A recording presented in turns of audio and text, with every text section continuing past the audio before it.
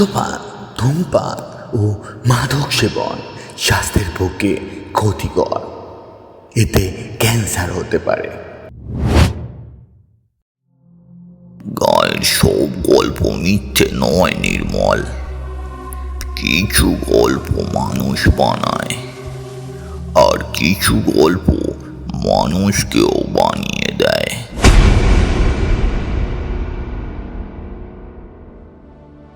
Hello বন্ধুরা, আমি সুশান্ত চলে এসেছি রহস্য রোমাঞ্চের আরও একটা রোমাঞ্চকর পর্ব নিয়ে। রহস্য রোমাঞ্চকে এগিয়ে নিয়ে যেতে আপনাদের সহযোগিতা একান্ত কাম্য।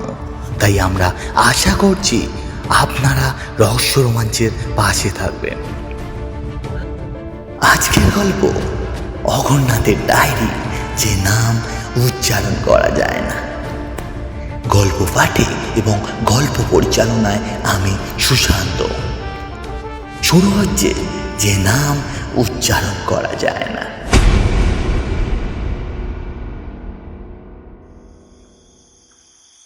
সারাদিনের বৃষ্টির পর সন্ধ্যাটা ছিল অদ্ভুত শান্ত।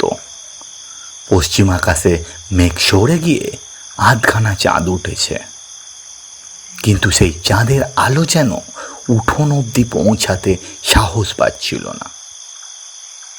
আমি যখন অঘোরনাথ বাবুর বাড়িতে এসে পৌঁছালাম, তখন দেখি হরিপদ আগে থেকেই এসে বসে আছে।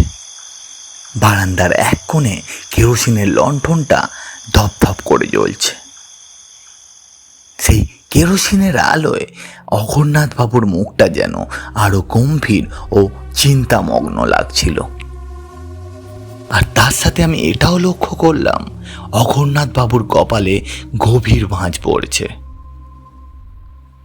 হরিপদ আমার দিকে তাকিয়ে বলল, নির্মল, আজ বাজারে এক অদ্ভুত ঘটনা শুনলাম। আমি তখন ভুরু কুঁচকে বললাম, তা কি কথা শুনেছিস ওখানে? আজ বাজারে লোকজন বলা কওয়া করছিল রে, ওই পাশের ভাটপাড়ার জঙ্গল আছে না, ওখানে নাকি একটি পরিত্যক্ত নীলকুঠি আছে। সন্ধ্যার পর সেখানে যদি কেউ নিজের নাম উচ্চারণ করে ফেলে, সে নাকি আর আগের মতো মানুষ থাকে না। হরিপদর মুখে এরকম কথা শুনে আমি হেসে ফেললাম। ও হরিপদ, তুই পারিসও বটে। আর এইসব কিছু গায়ের বানানো গাল গপ্প ছাড়া আর কিছুই না। হরিপদ আর তর্ক করল না, শুধু ধীরে ধীরে অঘোরনাথ বাবুর মুখের দিকে তাকালো। এতক্ষণ তিনি একটাও কথা বলেননি। চায়ের কাপটা আলতু করে নামিয়ে রেখে অনেকক্ষণ বাইরের দিকে তাকিয়ে চুপ করে বসে রইলেন। তারপর আস্তে করে বললেন, গায়ের সব গল্প মিথ্যে নয় নির্মল। কিছু গল্প মানুষ বানায়, আর কিছু গল্প মানুষকেও বানিয়ে দেয়। আমরা দুজনেই চুপ করে গেলাম। অঘোরনাথ বাবু উঠে গেলেন। উঠে গিয়ে কাঠের আলমারি খুলে একটি ভিতর থেকে বিবর্ণ কাপড়ে মোড়া ডায়েরি বের করলেন। ডায়েরিটার মলাটে সময়ের ছাপ স্পষ্ট, আর তার সাথে রয়েছে ধুলো আর আঙুলের ছাপ।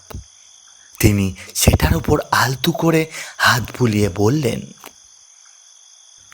আজ থেকে প্রায় 18 বছর আগের কথা। সেই সময় আমি বুঝতাম না যে কিছু নাম মানুষের জন্য নয়, সেগুলো শুধুই অন্ধকারের জন্য। লণ্ঠনের শিখাটা হঠাৎ কেঁপে উঠল। অঘোরনাথবাবু ডায়েরির প্রথম পাতাটা খুললেন, আর আমরা বুঝলাম আজ তিনি এমন এক ঘটনার কথা বলতে চলেছেন যা এতদিন কাউকে বলেননি। তারপর তিনি ধীরে ধীরে বলতে শুরু করলেন, আমি যখন সেই গ্রামে পৌঁছাই, তখন বিকেল গড়িয়ে সবে সন্ধ্যা নেমেছে। আকাশের আলো প্রায় শেষের পথে। আমি লক্ষ্য করলুম গ্রামের প্রতিটা মানুষের চোখে যেন এক অদ্ভুত তারা। মনে হচ্ছিল সূর্য ডোবার আগেই যেন তারা নিজের ঘরে ঢুকে পড়তে চায়। আমি গ্রামের মোড়ের এক চায়ের দোকানে বসেছিলুম। দোকানদার আমার দিকে তাকিয়ে বলল, বাবু, আপনি বাইরের লোক বুঝি? আমি ওনার কথার উত্তর দিলাম না, কিন্তু মাথা নাড়লুম। তারপর দেখলাম সে আর কোনো কথা বলল না। কাপটা আমার সামনে রেখে এক দৃষ্টিতে আমার দিকে তাকিয়ে রইল। কিছুক্ষণ পর নিচু গলায় বলল, বাবু, আপনার ভালোর জন্যই বলছি। আপনি ভালো চান তো আজ এখান থেকে ফিরে যান। আমি অবাক হয়ে লোকটিকে জিজ্ঞেস করলুম, সেটা নয় বুঝলাম, কিন্তু কেন বলুন তো? কিন্তু লোকটি আমার কথার আর কোনো উত্তরই দিল না। শুধু দোকানের সামনের দিকে রাস্তায় তাকিয়ে রইল। আমিও তাকালাম। দেখলাম এক বৃদ্ধ ধীরে ধীরে রাস্তা পার হচ্ছেন। তার পরনে রয়েছে সাদা ধুতি, কাঁধে গামছা আর হাতে বাঁশের লাঠি। ঠিক তখন চায়ের দোকানদার আবার ফিস ফিস করে বলল, যাচ্ছে, এক সময় ওই নীলকুঠি পাহাড়াটা ছিল। আমি উঠে বৃদ্ধর কাছে গেলুম, গিয়ে বললুম, কাকাবাবু, নমস্কার, আমি অঘরনাথ। বলছি, নীলকুঠি যাওয়ার রাস্তাটা ওটা কোন দিকে পড়বে, একটু বলতে পারবেন? বৃদ্ধ যেন আমার প্রশ্নটা শুনেই কেঁপে উঠলেন। তারপর চারদিকে একবার তাকিয়ে নিশ্চিত হলেন কেউ শুনছে কি না। তারপর একেবারে কাছে এসে বললেন, রাস্তা দেখিয়ে দিতে পারি, কিন্তু একটা কথা মনে রাখবে। আমি বললুম, হ্যাঁ কাকাবাবু, বলুন কি কথা? আজ রাতে কেউ যদি তোমার নাম ধরে ডাকে, তুমি কিন্তু উত্তর দেবে না। আমি তখন এক প্রকার হেসেই বললুম, ঠিক আছে কাকাবাবু, কিন্তু এই একই কথা সবাই বলছে। কিন্তু বৃদ্ধ হাসলেন না। তিনি খুব গম্ভীরভাবে ধীরে ধীরে বললেন, তোমাকে বলার একটাই কারণ, কারণ যারা ওখানে উত্তর দিয়েছিল তারা ওখান থেকে আর মানুষ হয়ে ফেরেনি। এই বলে তিনি চলে গেলেন। অগত্যা আমিও নীলকুঠির পথে রওনা দিলাম। গ্রামের শেষ প্রান্তে পৌঁছে নীলকুঠিটাকে প্রথম দেখি। সূর্য তখন প্রায় ডুবে গেছে। নীলকুঠির সামনে একটি ভাঙা বড় লোহার ফটক, অর্ধেক ভেঙে পড়া। তার উপরে জং ধরা ইংরেজি অক্ষরে লেখা নীলকুঠি। অর্ধেক ভেঙে পড়া দোতলা বাড়ি, নেই কোনো জানালার কাঁচ। বটগাছের শিকড় দেয়াল ভেদ করে নেমে এসেছে ভিতরে। কুটিটির চারদিকে এমন নীরবতা যেন বহু বছর ধরে এখানে কেউ জোরে কথা পর্যন্ত বলেনি। আমি ফটক ঠেলে ভিতরে ঢুকলাম। হঠাৎ লক্ষ্য করলাম ফটকের ভিতরের মাটিতে অসংখ্য পদচিহ্ন।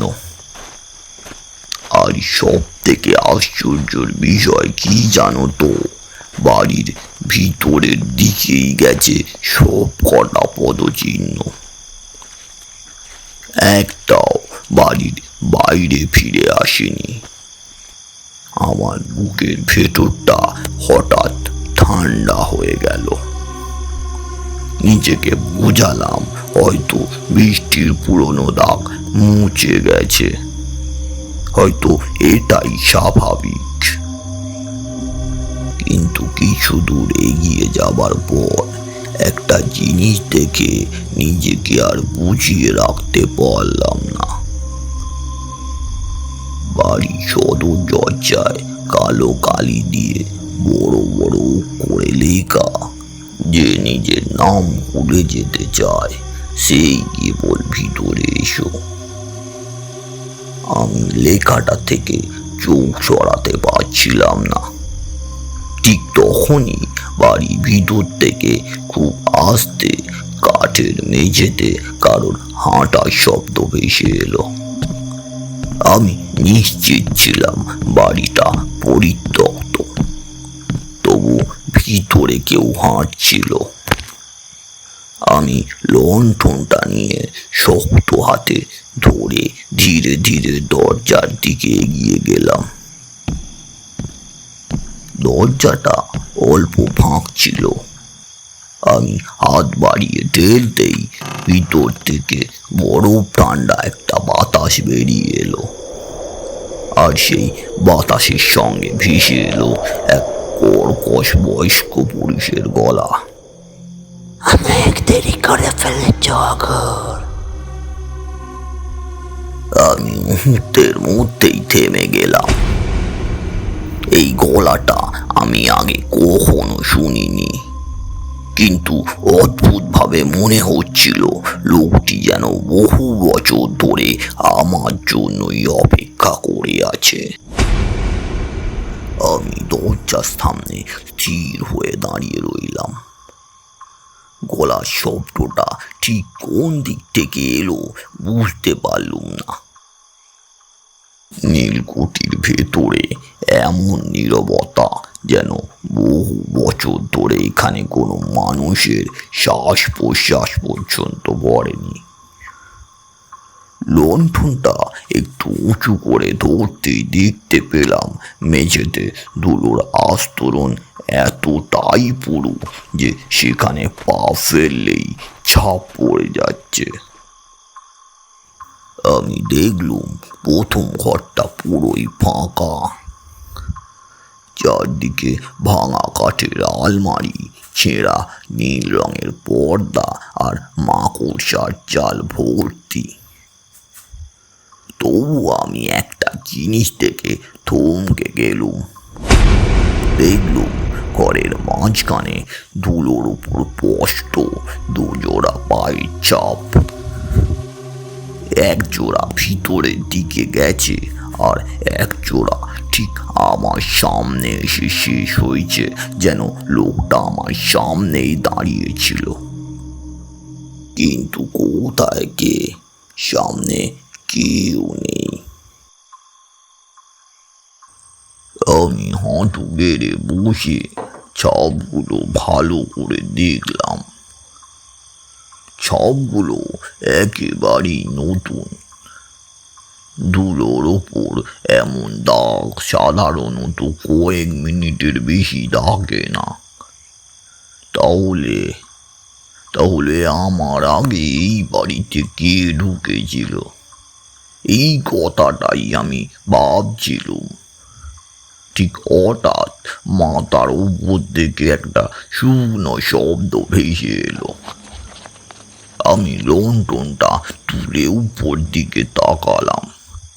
দেখলাম ছাদের কাঠের কুড়ি বর্গার উপর কয়েকটা বাদুড় উল্টো করে ঝুলছে।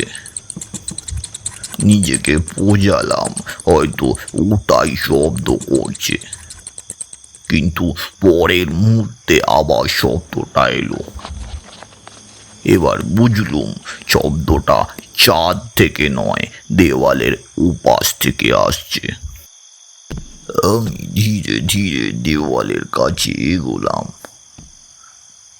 দেওয়ালের গায়ে হাত রাখতেই বুঝলাম দেওয়ালটা ফাঁপা।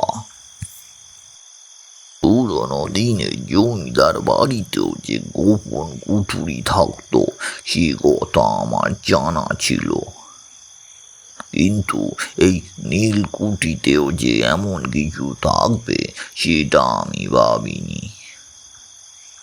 ঠিক তখনই চোখে পড়ল দেওয়ালের এক কোণে কয়লার কালিতে আঁকা একটি চিহ্ন। ত্রিভুজের ভেতরে একটি বৃত্ত আঁকা, তার চারদিকে ছিল 8টা বিন্দু। চিহ্নটি দেখে আমার বুকের ভেতরটা ধক করে উঠল, কারণ এই চিহ্নটা আমি আগে দেখেছি। বহু বছর আগে তারাপীঠে এক বৃদ্ধ তন্ত্র সাধকের কাছে। তিনি বলেছিলেন যে এই চিহ্ন কোনো পরিত্যক্ত বাড়ির দেওয়ালে দেখবি, সেখানে এক মুহূর্ত দাঁড়াবি না, কারণ এই চিহ্ন মানুষের জন্য নয়। এই চিহ্ন কোনো অশুভ সংকেত, যেটা মানুষের জীবনে বিপর্যয় নামিয়ে আনে। তখন কথাটার অর্থ আমি বুঝিনি, সেদিনও পুরো বুঝিনি। আমি আঙুল দিয়ে চিহ্নটার উপর জমে থাকা ধুলো সরাতেই দেওয়ালের ভেতর থেকে একটা ভারী শব্দ ভেসে এলো। দেখলাম দেওয়ালের একটা অংশ ধীরে ধীরে সরে যেতে লাগলো, আর সরে যেতেই ভিতরে দেখা গেল অন্ধকারে ঢাকা একটা সরু সিঁড়ি। সিঁড়িটা নিচের দিকে নেমে গেছে। কতটা নিচে বোঝার উপায় ছিল না। ঠান্ডা বাতাস উঠে আসছে সেখান থেকে। সেই বাতাসে ধুনো, সরষের তেল আর বহু পুরনো ছাইয়ের গন্ধ। আমি লণ্ঠনটা সিঁড়ির দিকে ধরতেই আলো গিয়ে পড়ল নিচের শেষ ধাপে। আর তারপর আমি যা দেখলাম, আমার বুকের হৃৎপিণ্ড লাফিয়ে গলার কাছে উঠে এলো।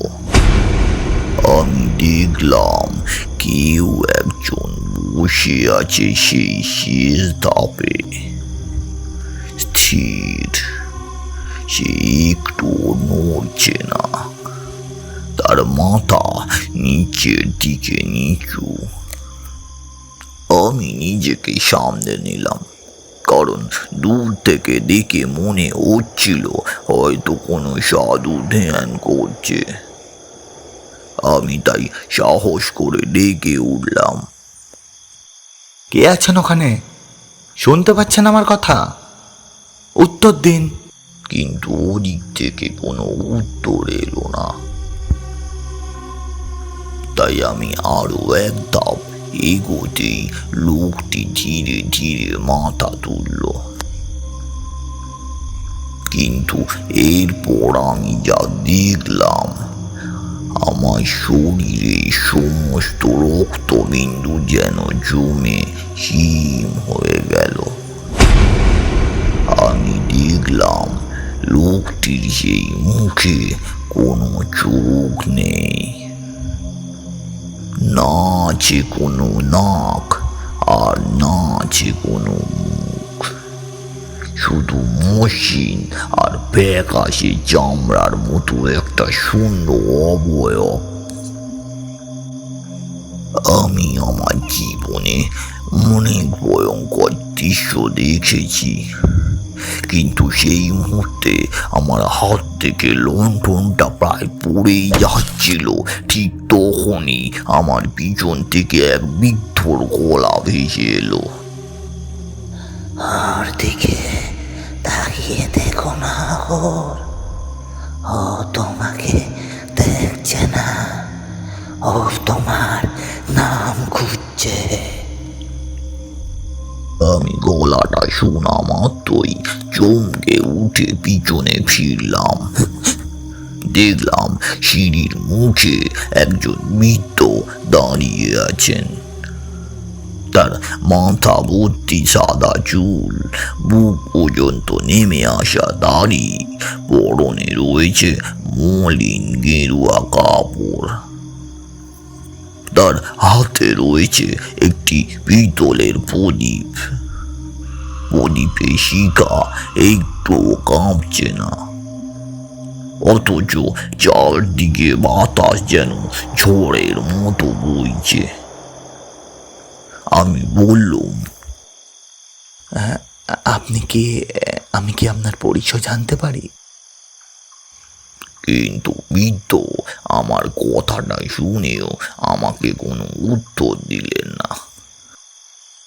তিনি ধীরে ধীরে আমার কাছে এসে লণ্ঠনের আলোয় আমার মুখটা দেখলেন। তারপর এমনভাবে দীর্ঘশ্বাস ফেললেন যেন বহুদিন ধরে এই মুহূর্তটারই অপেক্ষা করেছিলেন তিনি। তিনি বললেন,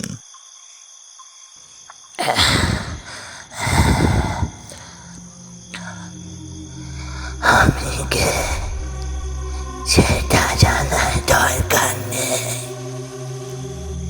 কিন্তু তুমি কে সেটা মনে আছে তো?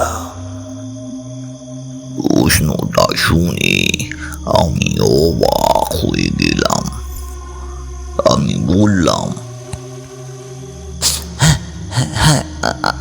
আমি অঘরনাথ। বৃদ্ধ আমার নামটা শুনে মাথা নাড়লেন। তারপর বললেন, আমি যে তোমার সব থেকে বড় বিপদ। আমি ওনার কথার মাথা মুন্ডু কিছুই বুঝতে পারছিলাম না। ঠিক তখনই তিনি সিঁড়ির নিচে বসে থাকা সেই মুখহীন অবয়বটার দিকে আঙুল তুলে আবারও বললেন, ওকে দেখতে পাচ্ছ তো? ওর কাজ শুধু একটাই, মানুষের নাম কেড়ে নেওয়া।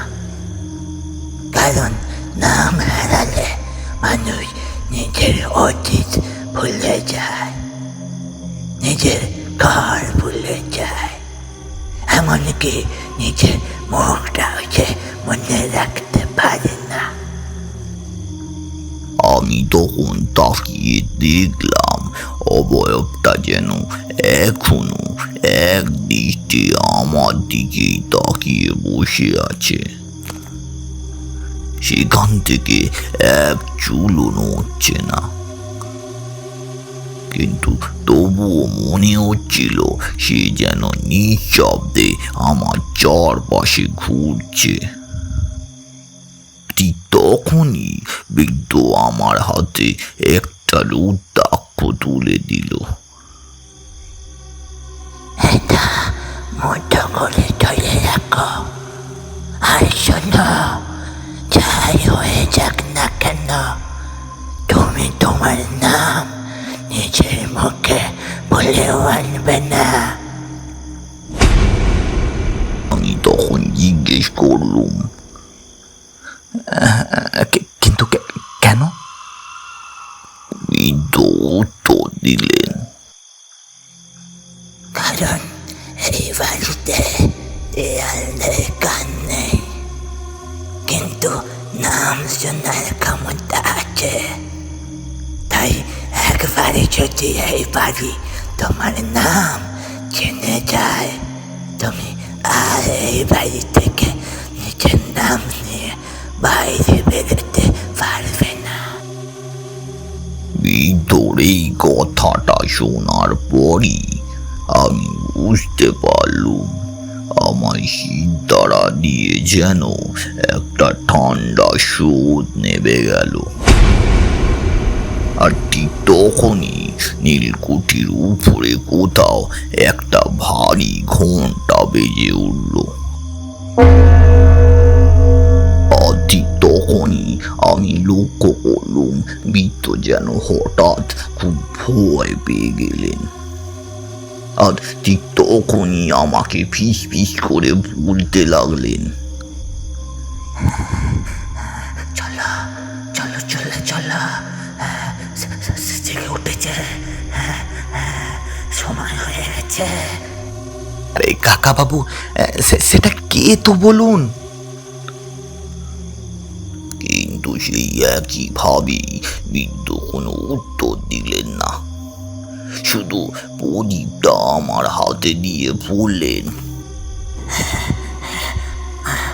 আমার পিছনে এসো, কিন্তু যতক্ষণ না আমি বলবো তুমি তোমার পেছনে ফিরে তাকাবে না। আমরা অন্ধকার সিঁড়ি বেয়ে নিচে নামতে শুরু করলাম। সিঁড়ির প্রথম ধাপ, দ্বিতীয় ধাপ, তৃতীয় ধাপ, এই করে করে 10ম 20তম ধাপ, কিন্তু সিঁড়ির যেন কোনো শেষই নেই। ঠিক তখনই হঠাৎ বুঝলাম আমার পিছনেও কারো পায়ের শব্দ। একজন নয়, দুজন নয়, অনেকগুলো। আর সেই সব পায়ের শব্দ খুব ধীরে এবং সমান তালে আমার পিছনে নেমে আসছে। আমি বৃদ্ধকে আস্তে করে বললাম, কাকা বাবু শুনছেন? আমার পিছনে যেন কেউ আসছে। কিন্তু বৃদ্ধ থামলেন না। তিনি শুধু বললেন, জানি ওরা অনেক দিন ধরে তোমারই অপেক্ষা করছে। আমার জন্য? কিন্তু কেন? বৃদ্ধ এবার প্রথমবারের মতো থেমে গেলেন। তারপর খুব নিচু গলায় আমাকে বললেন, যে মানুষ নিজের নাম ভুলে যায় সে আর মানুষ থাকে না, সে হয়ে যায় এই নীলকুঠির প্রহরী। আর আজ ওরা নতুন একজন প্রহরী খুঁজছে। এই কথাটা শোনার পর আমি বুঝতে পারলুম আবারও আমার বুকের ভেতরটা হিম হয়ে গেল। আমি রুদ্রাক্ষটা আরো চেপে শক্ত করে হাতের মুঠোতে ধরলাম। আর ঠিক সেই মুহূর্তে আমার ডান কানের কাছে একটা ফিস ফিসে গলা ভেসে এলো।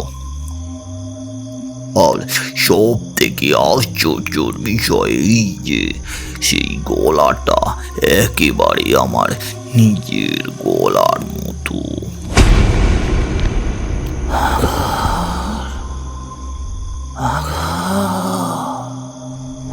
তুমি কি সত্যি নিজের নাম মনে রাখতে পেরেছ? আমার পা থেমে গেল। ঠিক তখনই বৃদ্ধ আচমকা ঘুরে আমার কাঁধে শক্ত করে চেপে হাত রেখে বলল,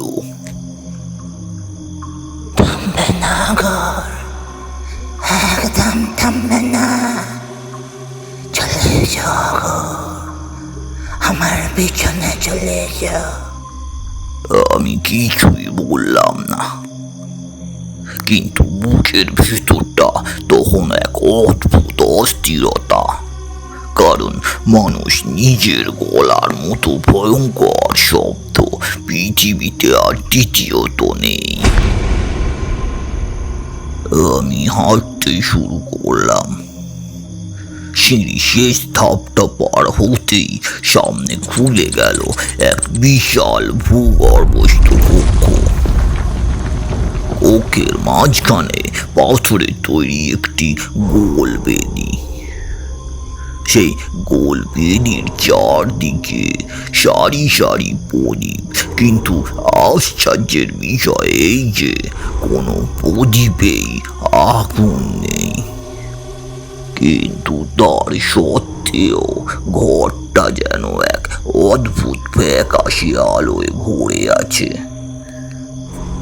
আমি বৃদ্ধকে জিজ্ঞেস করলুম, এই আলো কোথা থেকে আসছে?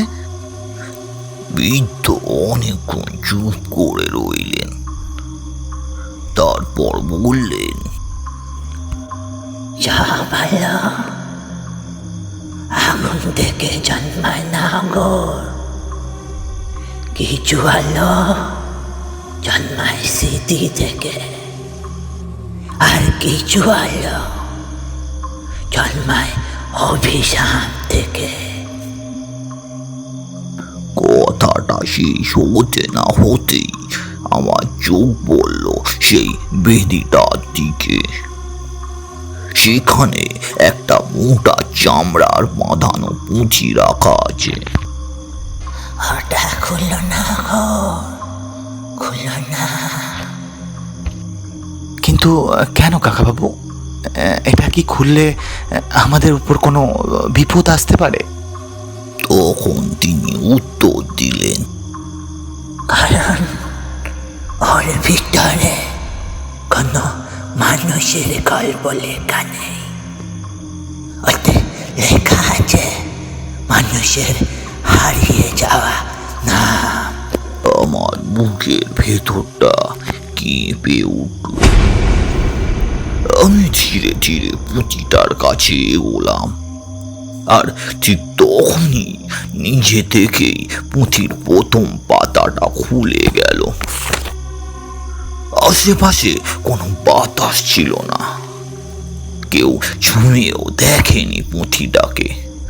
তবু যেন পাতা উল্টে গেল, তারপর আরেকটা করে এরকম প্রত্যেকটা পাতা উল্টাতে লাগলো,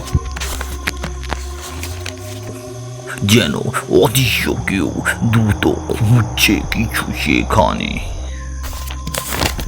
তারপর হঠাৎ সব পাতা থেমে গেল, আর একটা পাতার ঠিক মাঝখানে সেখানে অনেকগুলো নাম লেখা ছিল। সেই নামগুলো কিছু কালি দিয়ে কেটে দেওয়া, আর কিছু অর্ধেক মুছে দেওয়া। কিছু তো একেবারেই পড়া যাচ্ছিল না, আর পাতার একদম ঠিক নিচে ধীরে ধীরে ফুটে উঠতে লাগলো নতুন একটা অক্ষর। আমার চোখের সামনে দেখলাম কেউ না লিখো কালি নিজে নিজেই ছড়িয়ে পড়ছে। প্রথমে একটা অক্ষর, তারপর আরেকটা, তারপর আরো একটা। আমি বুঝতে পারছিলাম যেন আমার বুকের ধূপকানিটা আরো বেড়ে যাচ্ছে, কারণ যে নামটা ওখানে লেখা হচ্ছিল সেটা আর কারো নাম নয়, সেটা আমারই নাম। আমি তড়িঘড়ি পুঁথিটা বন্ধ করতে গেলাম, কিন্তু পুঁথির ভেতর থেকে একটা বড় ঠান্ডা হাত বেরিয়ে এসে আমার খুব চেপে ধরল। সে হাত কোনো মানুষের হাত হতে পারে না। সেই হাত অস্বাভাবিক লম্বা আর হাড়ের মতো শুকনো, কিন্তু তবু তার এত শক্তি আমি একটু নড়তে পারছিলাম না। ঠিক সেই সময় বৃদ্ধ হঠাৎ গর্জে উঠলেন, চোখ বন্ধ করো, তোমার চোখ বন্ধ করো। সঙ্গে সঙ্গে আমি আমার চোখ বন্ধ করলাম, আর পর মুহূর্তেই পুরো কক্ষ কাঁপিয়ে উঠল একটা বিকট শব্দ।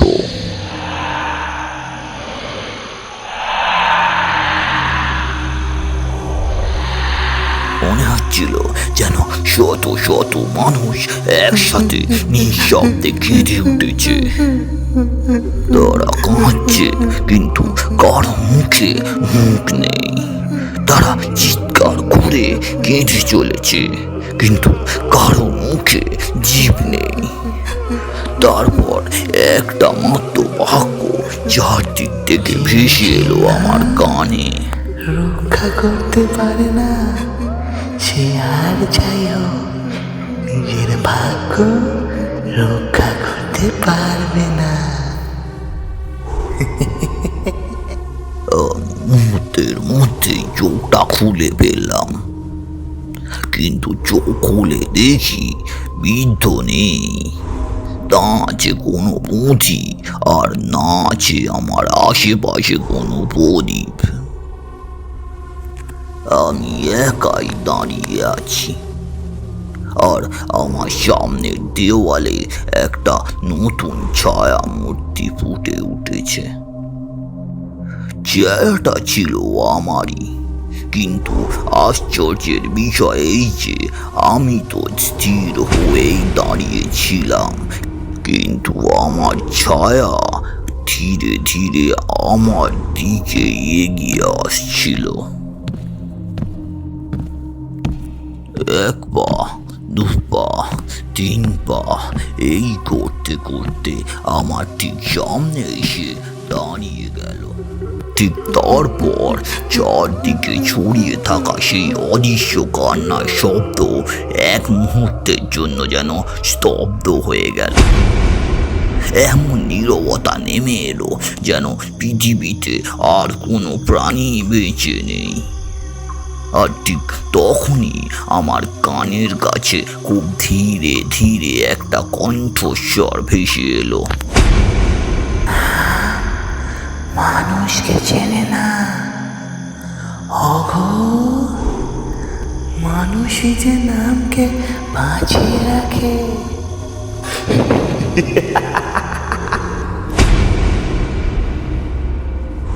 ঠিক তখনই আমি রুদ্রাক্ষটা আরো চেপে আমার হাতের মুঠোতে ধরলুম। তারপর সেই তারাপীঠের বৃদ্ধ তন্ত্র সাধকের কথা হঠাৎ মনে পড়ে গেল। তিনি বলেছিলেন, যে মুহূর্তে অন্ধকার তোমার পরিচয় কেড়ে নিতে চাইবে, নিজের নাম মুখে নয় মনে স্মরণ করবে, কারণ উচ্চারণ করা নাম বাতাসে হারিয়ে যায়, কিন্তু মনে রাখা নামকে কোনো অন্ধকারই চলতে পারে না। আমি চোখ বন্ধ করলুম।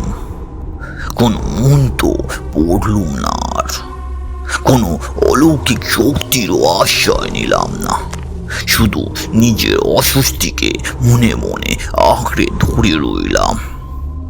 কতক্ষণ কেটেছিল ঠিক জানি না, কিন্তু হঠাৎ অনুভব করলাম আমার হাতের রুদ্রাক্ষটা যেন আরো গরম হয়ে উঠেছে। তারপর একটা তীব্র আলোর ঝলকানিতে আমি ছিটকে পড়লুম মেঝের উপর। আমি চোখ খুলে দেখি আমি সেই নীলকুঠির প্রথম ঘরে শুয়ে আছি। ভোর হয়ে গেছে। জানালার ফাঁক দিয়ে প্রথম সূর্যের আলো ঢুকছে। চারপাশে কেউ নেই, না সেই বৃদ্ধ, আর না সেই মুখহীন প্রহরী, আর না সেই ভূগর্ভস্থ কক্ষ। সব যেন স্বপ্ন মনে হতে লাগলো। আমি ধীরে ধীরে উঠে দাঁড়ালাম। বেরিয়ে আসতে গিয়ে দরজার পাশে একটা জিনিসের উপর আমার চোখ পড়ে গেল। ধুলোয় ঢাকা মেঝেতে একটা মাত্র পায়ের ছাপ। ছাপটা আমার নয়, সেই বৃদ্ধরও নয়। ছাপটা ছিল কোনো খালি পায়ের ব্যক্তির, কিন্তু ছাপটার 5টা আঙুল সামনের নয়, ছিল পিছনের দিকে। আমি আর এক মুহূর্ত সেখানে দাঁড়াইনি, সোজা গ্রাম ছেড়ে চলে এসেছিলাম। তারপর থেকে আজ পর্যন্ত আর কোনো দিনও সেই নীলকুঠির পথ আমি মারাইনি। কিন্তু ঘটনাটা এখানেই শেষ নয়। প্রায় 1 বছর পরে পুরনো বইয়ের মধ্যে রাখা সেই রুদ্রাক্ষটা আবারও আমি হাতে নিয়েছিলাম। দেখলাম রুদ্রাক্ষর গায়ে শুকনো আঁচড়ে একটা শব্দ ফুটে উঠেছে, মাত্র একটাই শব্দ। লেখা ছিল তাতে, মনে রেখো। কে লিখেছিল, কখন লিখেছিল আজও তা জানি না। শুধু এইটুকু জানি, তারপর থেকে আমি আর কোনো অচেনা ডাকে নিজের নামের উত্তর দিই না। কারণ সব ডাকে সাড়া দেয়া মানুষের কাজ নয়। কিছু ডাক হয় শুধু অন্ধকারের। এই বলে অঘোরনাথ বাবু চুপ করে গেলেন। তারপর ডায়েরিটা আস্তে করে বন্ধ করে দিলেন।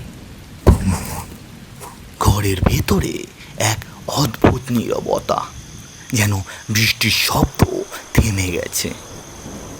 আমি অনেকক্ষণ কোনো কথা বলতে পারলাম না। হরিপদ চুপ করে বসেছিল। তার হাতে ধরা চায়ের কাপটা অনেক আগেই ঠান্ডা হয়ে গেছে। সে একবার অঘোরনাথ বাবুর দিকে তাকালো, তারপর জানালার বাইরে তাকালো। মনে হচ্ছিল সে কিছু একটা জিজ্ঞাসা করতে চায়, কিন্তু প্রশ্নগুলো যেন গলায় আটকে গেছিল। আমি ধীরে ধীরে বললাম, অঘোরনাথ বাবু, বলছি সেই নীলকুঠিটা কি এখনো ওখানেই আছে? অঘোরনাথ বাবু আমার প্রশ্নটা শোনার পরেও বাইরে ঝিরি ঝিরি বৃষ্টির দিকে তাকিয়ে বসে রইলেন। তারপর অনেকক্ষণ পরে খুব আস্তে আস্তে করে বললেন, কি জানো তো নির্মল, কিছু জায়গা ভেঙে যায়, কিন্তু তাদের অপেক্ষা কোনো দিনও শেষ হয় না। অঘোরনাথ বাবুর মুখে এই কথাটা শোনার পর আর কেউ কোনো কথা বললাম না। রাত হয়ে গেছে, বাইরে আবার বৃষ্টি শুরু হয়েছে। আর আমি আর হরিপদ বাড়ি ফেরার জন্য বৃষ্টি থামার আশায় বাইরে বৃষ্টির দিকেই চেয়ে বসে রইলুম।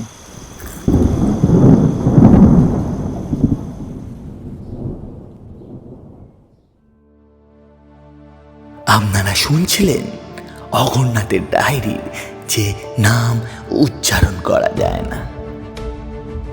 রহস্য রোমাঞ্চের পাশে থাকার জন্য আপনাদের জানাই অসংখ্য ধন্যবাদ।